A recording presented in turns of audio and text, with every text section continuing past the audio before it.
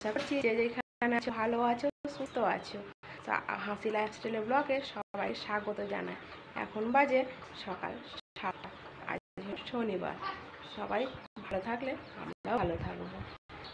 দেখ, এই মুখের কাছে ফোসকা নিয়ে নিয়েছে, খুবই জ্বালা করছে জানো তো।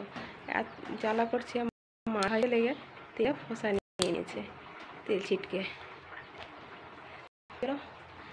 আমার বাদ বাকি কাজগুলো সেরে নিই।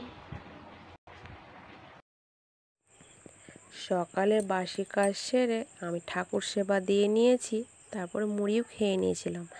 এখন বাজে প্রায় 11টা। তখন আমি রান্না বসিয়ে দিয়েছিলাম। রান্না দেখো, শাক করব, এদিকে হাঁড়িটাতে ভাত হচ্ছে।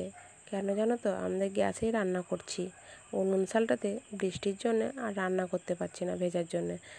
আর কি করব বলো, রান্না করতে গেলে ভেজা জায়গাতে রান্না করা যাবে না, তাই গ্যাসেই রান্না করছি। রান্না বান্না হওয়ার পরে আমি কলপাড়ে বাসনগুলো ভিজিয়ে রেখে গিয়েছিলাম। ছাদের উপরে কাপড় জামা শুকাচ্ছিল, আর আজকে তো রৌদ্র হয়েছে, তার জন্য শুকাতে দিয়েছিলাম। তুলে নিয়ে এসে রেখে আমি ভেজানো বাসনপত্রগুলো মেজে আমি ধুয়ে নিচ্ছি এক এক করে। দেখো, গ্যাসের ওভেন, গ্লাস ছিল একটা, বেশি বাসনপত্র ছিল না। গ্যাসের ওভেনগুলো একটু নোংরা হয়েছিল, তাই ওভেনগুলো মুছে নিলাম। দেখো, মনে হচ্ছিলো ধোয়া হয়ে গেছে, তারপর আমি ট্যাপটা বন্ধ করে দিয়েছিলাম। তারপর দেখছি ধোয়া হয়নি, আবার চালিয়ে আবার ধুয়ে নিলাম। চলছিলই না, হঠাৎ আবার দেখছি জলটা বন্ধ হয়ে গেল। দেখো, বাসনপত্র ধোয়ার পর আমি রেখে চলে এলাম। তারপরে দেখছি ট্যাপ চালু করেছে। ট্যাপ চালু করা মাত্র আমি বালতি নিয়ে চলে এলাম জল নেওয়ার জন্য। জলটা নিয়ে নেব। আর কাকিমাদের বাড়িতে আমার মেয়ে খেলা করছে, তাই আমি কাকিমাদের বাড়িতে মেয়েকে আনতে যাব। জলটা চালালাম, জলটা নেওয়ার পর রেখে দেবো, নিয়ে মেয়েকে আনতে যাব। যা গরম পড়েছে কি বলবো। দেখো, আমি রান্না করতে করতে ঘেমে গেছি, আমার ব্লাউজটা ভিজে গেছে। রান্না বান্না হয়ে গেছে, বাসনপত্র ধুয়ে নিয়েছি। এবার চলো অনন্যাকে চান করবো, তাই কাকিমাদের বাড়িতে আছে, নিয়ে আসি।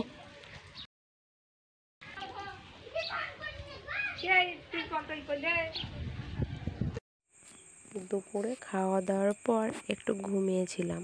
তারপরে উঠে বিকালের যা কাজ ছিল সব কাজ করে নিয়েছি। উঠোন ঝাঁট দেওয়া, জল তোলা সব করে নিয়েছি। তারপরে সন্ধ্যাবাতি দেওয়ার জন্য আমি কাপড়টা ছেড়ে নিয়েছিলাম। তারপর সন্ধ্যের সময় সন্ধ্যাবাতিটা দিয়ে দিয়েছিলাম। দেখো, সন্ধ্যাবাতিটা দিয়ে দিয়েছি।